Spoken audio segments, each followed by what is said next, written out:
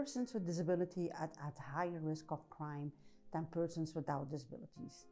This is even more the case for women with disabilities, victims of violence, persons with intellectual or psychosocial disabilities, persons with multiple disabilities, and also persons living in institutions more generally. In addition to that, persons with disability are less protected due to discrimination, lack of access, and less of knowledge of their rights.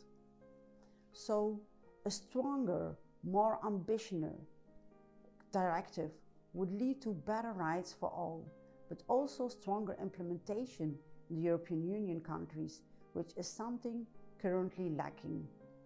This is an obligation under the United Nations Convention on the Rights of Persons with Disabilities, which is now ratified by the European Union, but also in all the European Union countries.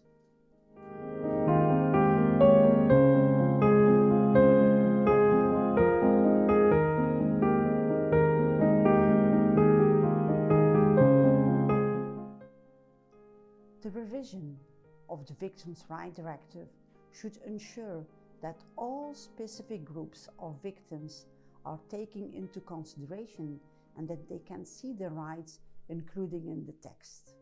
So for persons with disability, it means a strong legal basis by referring and aligning with the obligation under the United Nations Convention on the Rights of Persons with Disability.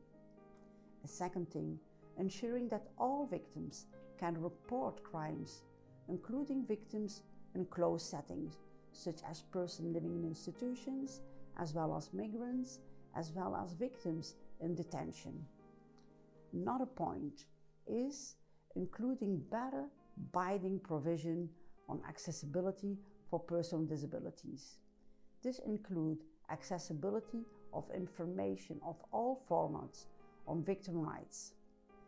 Victim support services should be accessible for persons with disabilities, and the justice system should be affordable, accessible, affordable for persons with disabilities. Another point is better legal provision of training for practitioners to ensure that they are involved and trained and understanding the rights and the needs of victims with disabilities. We also need better data collection by requiring collective collections of disaggregated data on victims, including by type of disability and other relevant grounds.